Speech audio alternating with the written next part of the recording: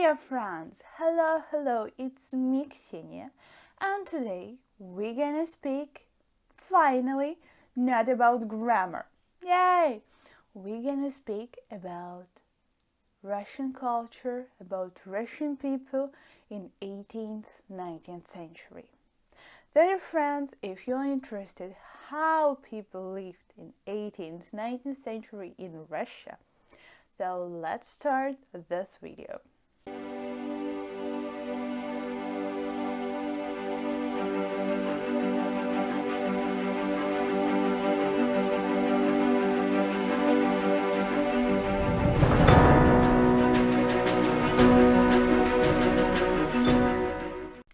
My dear friends, but specifically today we're gonna speak about dворяне. Дворяне, it's Russian definition, so in English it will be close to aristocrats or noblemen. So yeah, we're gonna speak about those people. Why I decided talking about them, not about others, is because actually you may think maybe the most of the people were dворяне. No, it wasn't so. Actually, dворяне was about, 10% of society. So yeah, small percent. So why would we talk about them? And actually, we're gonna speak about them because they were the most influenced part of society. They changed the society. And for example, if you read books of 19th century, maybe 18th century as well, but it's reading books till 19th century, it's a hard work even for Russians. So yeah, because the language was kind of different. And yeah, if you will read books, you will find that actually most of the characters are dворяне, and in books there are their problems, how they see the world, because also the authors were also dворяне. So we will talk about those people and we will see how they lived in 18th, 19th century in Russia, of course. So, dear friends, actually the story of дворяне, I will say it in Russian if you will excuse me.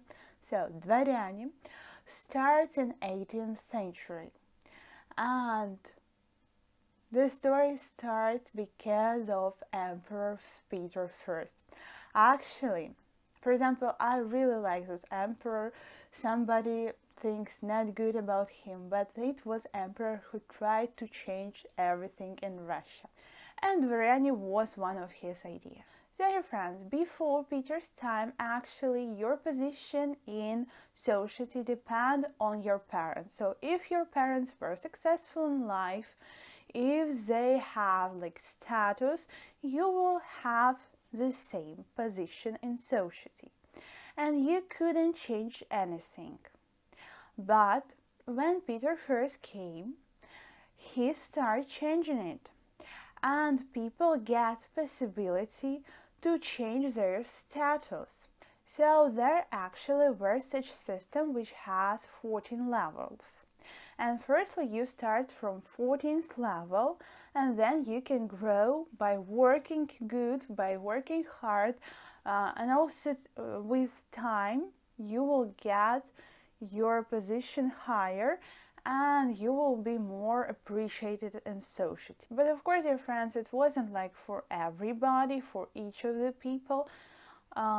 If you were, for example, farmer or servant, you didn't have this opportunity. But even some of the people could, if they were really talented, if they get opportunity to work like dворяне did, then they will also can grow.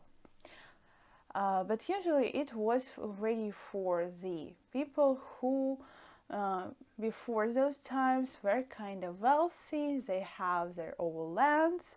So yeah, for them it was an opportunity to work, which Peter first gave them. And what actually was work for dворяне? Usually it was two types of work. The first was military service, and it was the best of the best. And the second service was like courtier, when you work for emperor and people around him. And dear friends, when we talk about Peter I, it's the first half of the 18th century. So, and when dворяне start working, firstly, they have to be, for example, for military service for whole their life. But then after Peter's time, it was like 30 years, 25 years of service, so it started reducing. But in the year 1762, there were a blessing for дворяне, and in those years they get like VIP status. Why? Because they have ability not to work anymore at all, and also they are the only who can have like slaves. So yeah, dear friends, for example, in Russia there were two types of people who can be dворянин's people. It could be like farmers who will work for your lands, who will provide you with products which you can also sell and get money from this, and also you take these products and eat them as well. And also there were like servant who also was in your house helping you, and dворяне had those people in their houses. So dear friends, if in the first half of 18th century, dворяне usually get married kinda early, at 16, 18 years old, and then they started working hard all their life, like actually we right now do. We also work usually almost all our lives, right? So dворяне after this year, 62nd year, they might not work at all, but you know, it wasn't popular because still some social status you need to have. So usually they work from 16 years old till 30 years old, usually like this, to get kind of social status. And then after this, they get married and, you know, having fun. So they after 30 years old can just live their best life without work at all. And dear friends, as I said that because of Peter I, dворяне should work like from lowest positions, from 14th level, and then grow, getting promotions to first level. It's, you know, the best level which they could get, they could reach. Yeah. And you know, from the 62nd year, dворяне had really this VIP feelings that they are someone special, that they are not like others, they are more talented, they are unique people of this country, and they didn't really want to start work from these low positions as Peter wanted. So what they decided to do is really interesting, dear friends. So dear friends, the parents did documents when they have, for example, 1-year-old boy, that he already started his servant. And when he grew up and he was already, for example, 16 years old and he can actually start the work, it already was like he had 15 years of the servant. So he is already really experienced, and he already had the higher positions, like for example, I don't know, 10th level, 8th level, already not 14th, because he had already this experience. And yeah, boy started from higher positions because of documents which did parents. Yeah, dear friends, cunning, right? And does government know about this? Yeah, they know, but they were kind of okay with this because they also felt like dворяне need something special and they should get better positions. Dear friends, this situation started changing in 19th century when boys usually firstly get education, for example in lycée. It's something it's in the middle from school and university, something in the middle, lycée. And yeah, firstly they get education, and because of their education, it's already more similar like we have today. Because of their education, they can have higher positions, right? Yeah, in 19th century, the situation starts changing. But also, I want to talk with you about how the work for dворяне should look like. Firstly, for dворяне, as I said, military service were much more appreciated. And also, when dворяне worked, their work shouldn't be too much hard. You know, it shouldn't take from you too much power. You should be always relaxed, in a good mood, you know, and your work should be beautiful. You should look beautiful.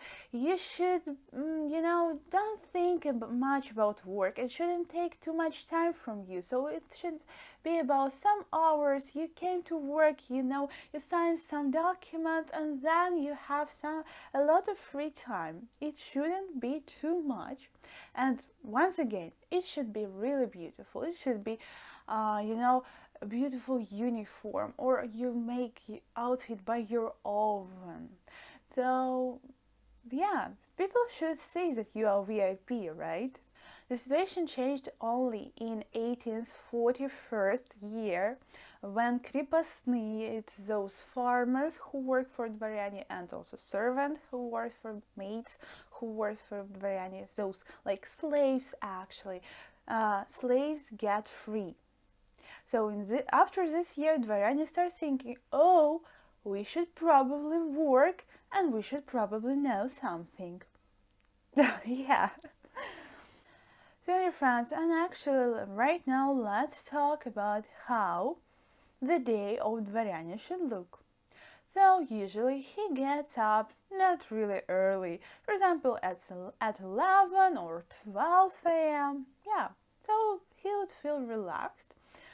And then he starts getting ready, you know, he's working for his outfit, he's putting on some perfumes to smell good, you know, really works for his nice looking, because it was really important.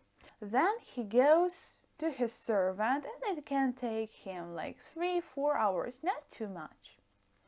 After this, he can, for example, go for supper.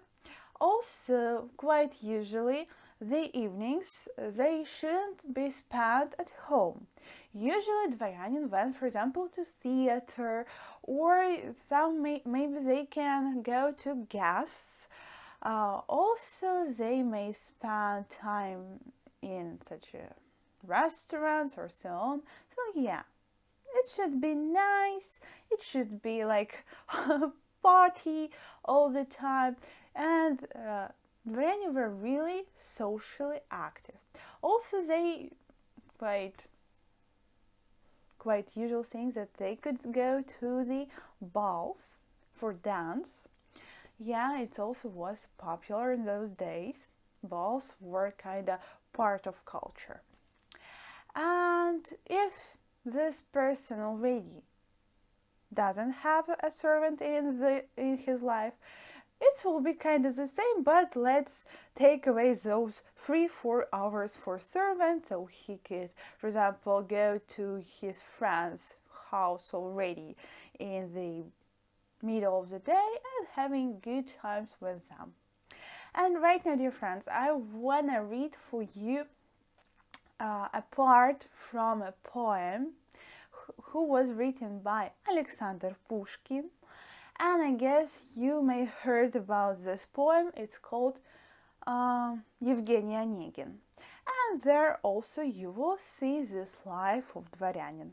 Actually, there is film about this poem, Evgeny Onegin, in English. So yeah, if you're interested, please check it out as well.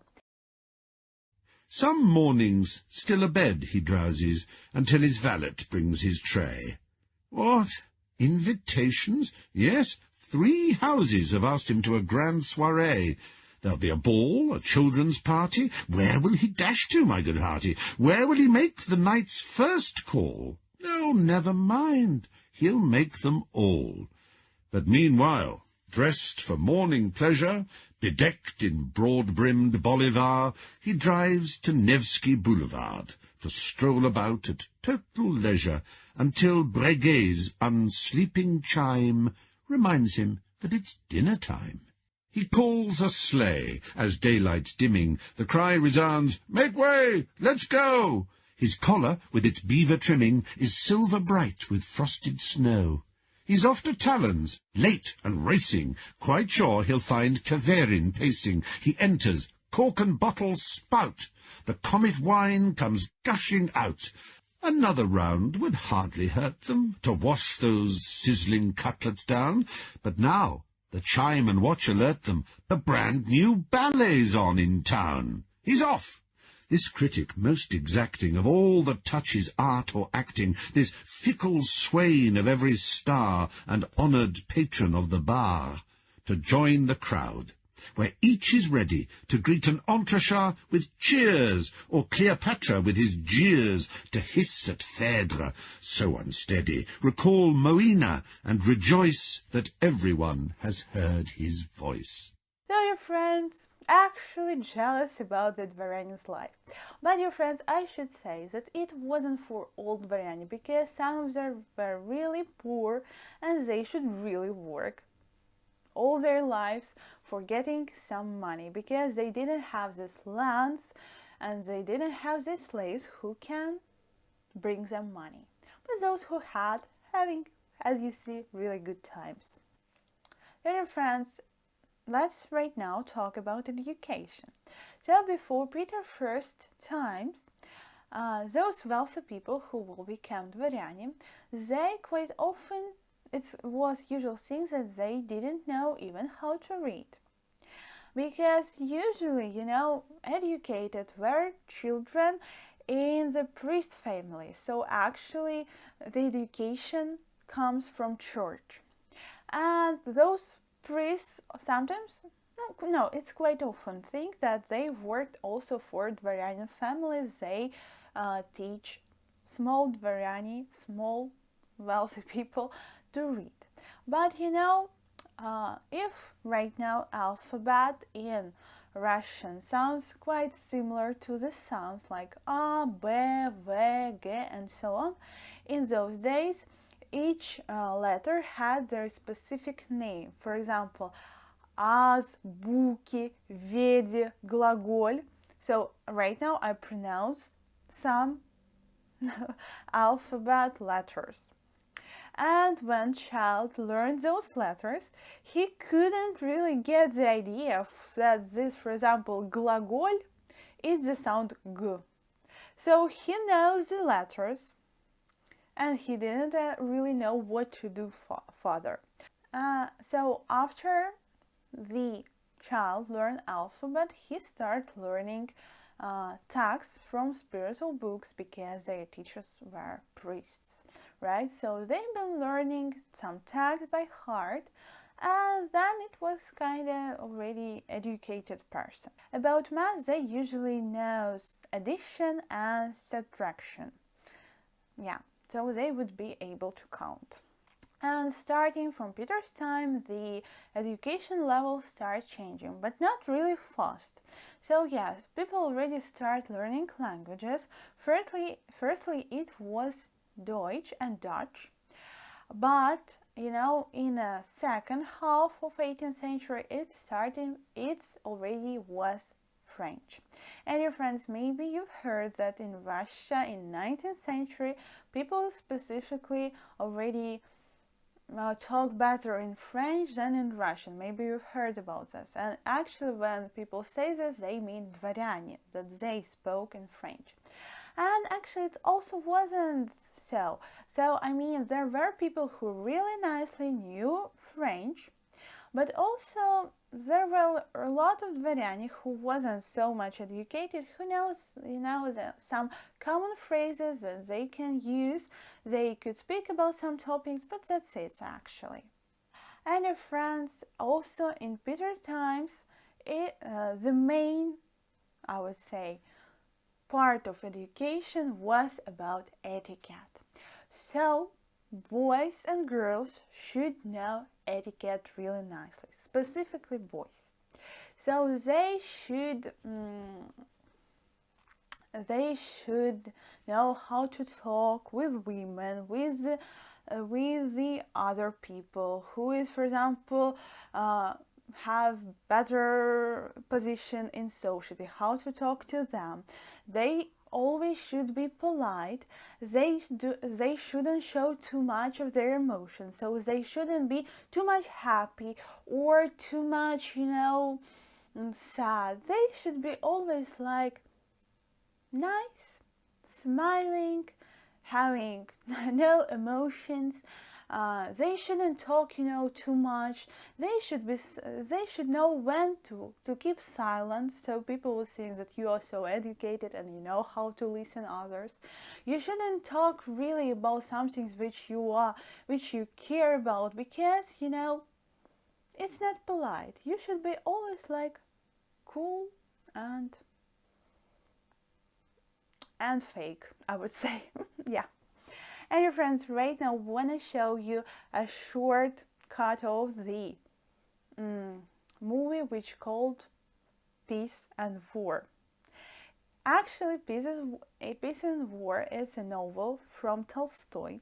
Tolstoy is my favorite author, and recently I watched this movie. It's actually a series, and the series from BBC. And dear friends, I like it so much, so I highly recommend you also watch this.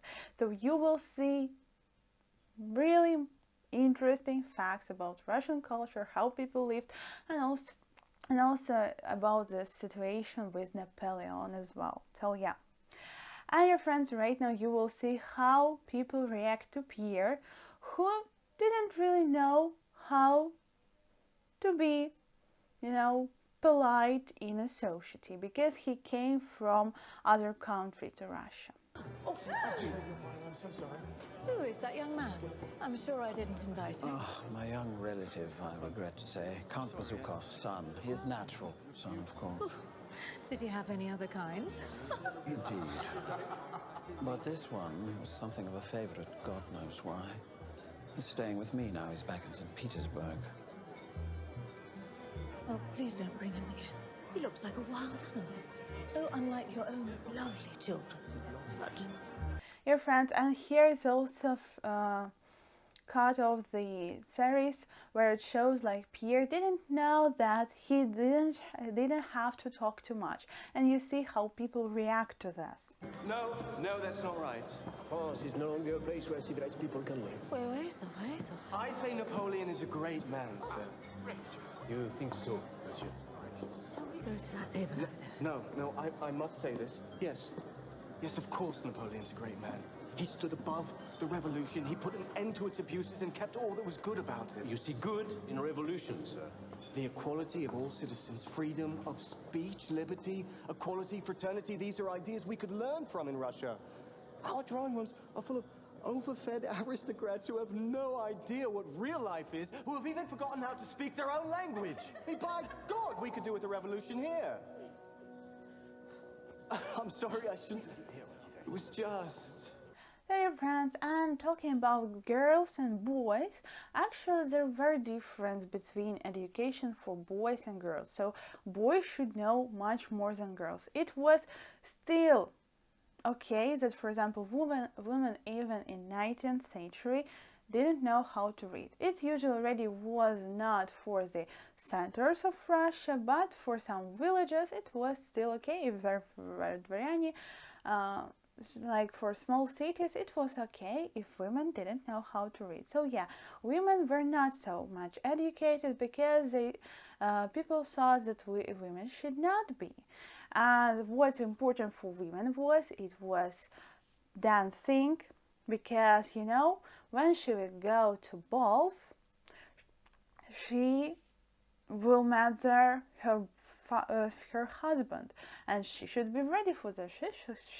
She should be a good dancer, a good singer, and also know playing music instruments as well. So that's actually really important. also she may be doing some art, for example, painting and so on. So yeah, this was much more about women's education, women education. I'm so nervous. I've been awake for hours thinking about the SARS ball tonight. Oh, but you've got nothing to be nervous about. It is important, my darling. For you and for Sonia. First time you'll be seen in Petersburg society. Everyone's eyes will be on you. So keep a clear head and don't fall for the first boy who asks you to dance. And look, for example, to this. You will see how actually Natasha and Sonia were doing their usual education.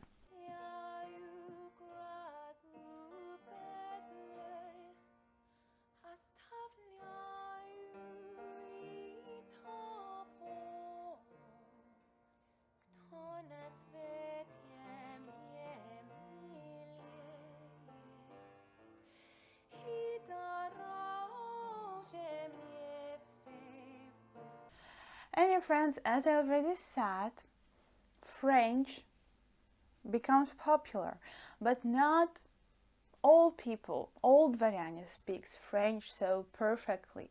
And even those who speaks really nicely, they still do mistakes, grammar mistakes. They still don't sound like native French. For example, maybe they spoke like me in English. I still do mistakes. Still some words I pronounce incorrectly, still grammar mistakes, so yeah, they were kind of like me, I guess. But there also was some people who know only some phrases, to talk about only a few topics. And your friends, for other topics, they spoke, of course, Russian.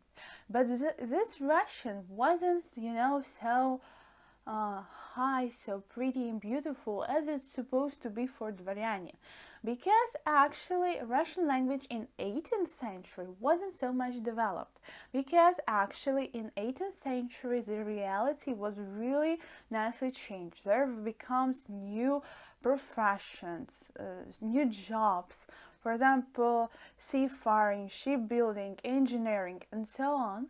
And for those new jobs, there should be a new definitions. And there were no such definitions in Russian language.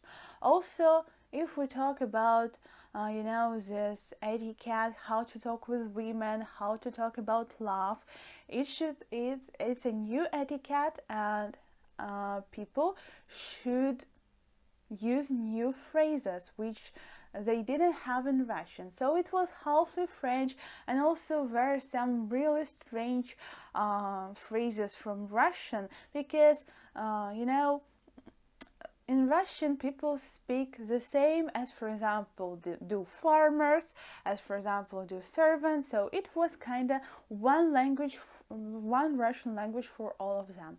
And only in 19th century situation start changing because of also writers. I would say from the second half of 18th century, and in 19th century we already get this great result when there is really new definitions in Russian language to describe actually the situation around you, all in English. And actually, as you heard, Pierre talks about this, that it's a problem for Russians even express their thoughts in Russian, and maybe it's more about this. So dear friends, actually there is such phrase to be, not seem to be. And dear friends, actually, if we talk about dворяне, I would say that for them it would be seem to be, not to be. They didn't live like they supposed to be, like it was, for example, Peter's first idea. They pretend that they live like this. They pretend that they are educated, that they are so much fashionable. Because, for example, in their houses, there were rooms, for example, there were nice furniture, beautiful paintings, libraries, and those rooms were closed till guests will come. So when guest comes, these rooms were open and guests were welcoming in those rooms. But when it's not guest times, those rooms were closed, and dворяне lived in the small regular rooms with their maids and so on, and it was okay. So it was like first half of 18th century, and then situation started really changing, and it was with help of the most wealthy dворяне, who really start living like they supposed to live. They already to be they already starting to be, not seem to be. Those dворяне were really rich, so they start buying pieces of art, paintings, they start making libraries, and also they were really interested in theater. In 18th century, people were really interested in theater, and those dворяне start making their own theaters at home, like showing some scenes, like they playing in the theaters by themselves, like showing something. It was like entertainment. And you know, people, their mates, for example, also saw this, and because of those wealthy dворяне, situation starts changing, and people start really caring about education, about knowing something, really about reading books seriously. So yeah, with help of those, the most wealthy dворяне, education in whole Russia started changing. And even, as I said, for maids, because they also saw something, and they also were close to these wealthy dворяне, that's why they get some new information from them. Yeah, friends, and right now really want to speak to you about marriage and also about women in the 18th, 19th century. So actually, when Peter first came, he really wanted that women become socially active, so they would be able to go to the different parties and having a good time. And you know, it's also influenced the change in relationship between women and men. And for example, in 18th century, especially in the first half, when man and woman getting married, it was even, you know, strange thing, or it's even indecent, that they would live one with each other without having some more lovers, without treasons. Yeah, it was even strange and weird, and this situation kinda started changing in the second half of 18th century and 19th, but you know, it still was kinda okay that the couple is married and they are having lovers. And for example, look at this sense where Pierre talking to his wife. I've been thinking we should have a child, Helene. Don't be silly. You know I'm not the motherly type. We get along all right, don't we? Don't spoil things. I'm not jealous. You can have other women, as many as you like. Have children with them, like your father. Why not? I don't want other women. I want us to be a proper husband and wife.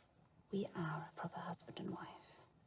But usually, dear friends, you know how young ladies and young gentlemen were growing. It's two separate things. So I would say that the girls were growing like flowers. Nobody can touch them before time, you know.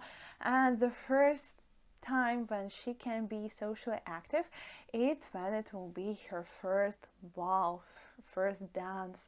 There she will communicate with the young gentlemen, or not even young, with just gentlemen, and if gentleman will like her, he should make some visit at her house and then engage her. Without this, it will be something really strange. So yeah, for a young lady, the things she should do, she should be married. So yeah, she doesn't really have this fun time. But for gentlemen, dear friends, it's something I would say crazy, because they might have really fun time. So at the age already of 14, they could have their first experience with women. And actually it was prostitutes, and this was kind of usual thing that the boy was taken to the prostitute, then he would have his first experience. For example, it was also a situation with Author Tolstoy, and he describes this like he didn't really like it, and it was like dirty, but you know, he always described his experience like dirty, but he had a lot of this experience. And your friends, it's really popular fact that Tolstoy, before he all his life, he had his own diary where he wrote about his experiences. And when he decided to get married, he showed this diary to his wife, then she would know whom she gonna marry. And there was whole diary about his experiencing with other women. And your friends, yeah, it was kind of usual thing. Now diaries, but the fact that man before marriage he had a lot of experience, and he could have really, I would say, fun life. Yeah. So please look at this. How, for example, you remember that how Natasha was thinking like Angel, right? And here it is her brother, who it was really popular in those days, playing cards for money. And you know, in those days people could make such much bets that they will even lose their lands and so on. Yeah, it was crazy, but people really like playing cards. Won't you join us at the table, or are you afraid of playing with us? I haven't any money with me. That's all right, I trust you. Play or not, it's all the same to me, but I tell you, if you play with me, you'll lose. Well, you don't know that. You know what they say about me? Dolokhov makes his own luck. I'll play. Good man. Make some room for him. Stake your bets, gentlemen. 5 rubles on the 5. Place your bets. 1,000 on the ace. Any more? Jack of diamonds. 3 of spades. 8 of diamonds. So, how much do I owe you now?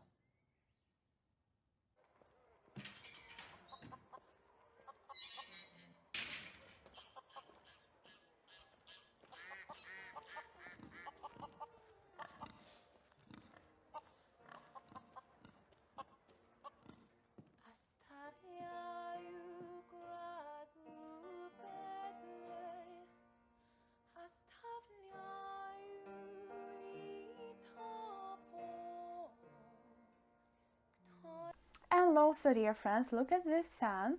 Here it is. Firstly, you will see Sonia and Natasha, and Sonia is in love with Nikolai, and he loves her as well. And Sonia really hopes that she will marry him, this Nikolai. And look what Nikolai does.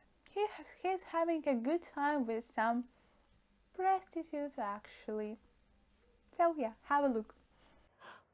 He writes to you. He must really be in love with you.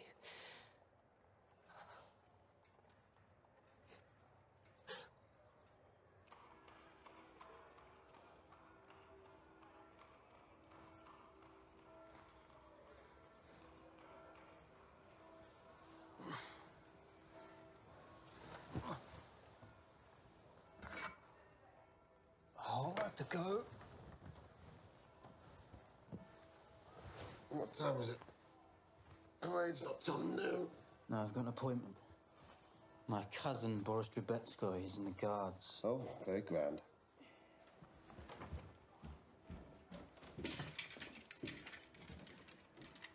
Can you take care of the bill for payback? Off you go, my boy. Think nothing of it. Dear friends, yeah, in those days, young gentlemen party hard. Here you are some more examples. He was ill enough, but now this dreadful story about his son Pierre will surely kill him. Pierre, what's he done now? Oh, he and Anatole Karagin and that dreadful Dolokhov, they found a bear somewhere. A bear? Pierre. And put it in a carriage and went to the actresses, you know. And the bear got out. And when the police came, oh, it's too shocking to say. No, say it, please, Aunt Anna. They tied the bear to the policeman, back to back, and threw them into the river. You think no, Anatole, Baruska. What am I doing? Get a drink. Dolokhov.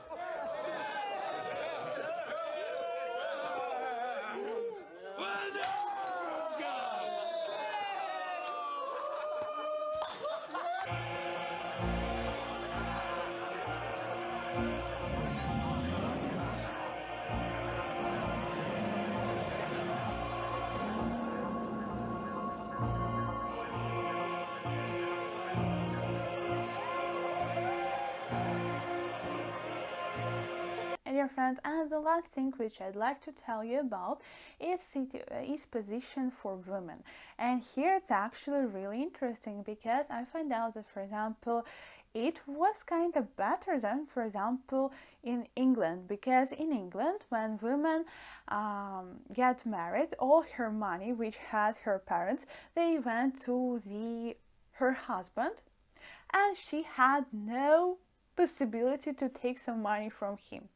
So for Russian women, when she get married, she had her money, and it was her, and she could and she might take them. She could spend them as she wanted, and also she might choose whom she wanna give them after her death. For example, it was quite usual situations that, for example, she gave it to one son and she didn't give to other son because she decided like this. And yeah, the older woman becomes, the more power she had. And actually she could even rule the house, she could even rule her slaves, I would say slaves, yeah. Yeah, she really had power in her house. And even if she already elderly lady, and for example she lives with her children who are already adults, she might even say how to live to her son-in-law. So yeah, and he will listen to her because she had this power. So yeah, situation of women wasn't really so bad in Russia. Yeah, you know, marriages still were quite often about money. So yes, that's why people didn't really care about lovers, because usually they were interested in marriage just, you know, to once again to make your situation in society better. So dear friends, but actually that's it for this video. I hope it was interesting. I hope that you find out some new things. Actually, to be honest, I knew a lot when I studied in university, but when I started getting ready for this video, I found out really many new things even for me. So yeah, I think that you also find out some new facts. Dear friends, please share if you watched Peace and War, which I highly recommend you, from BBC. I like it so much. I even cried when I watched it. I think it's genius. So yeah, please share how do you like this work. Maybe you've even read some 19th century books. So yeah, please share. And what do you think in general about dvoryanin's life? Would you like to be a dvoryanin? Actually, I would like to be a wealthy dvoryanin. It was great life, right? And dear friends, I love you very, very, very much. So see you soon, so I could really Russian you, dear friend. So bye bye, love you.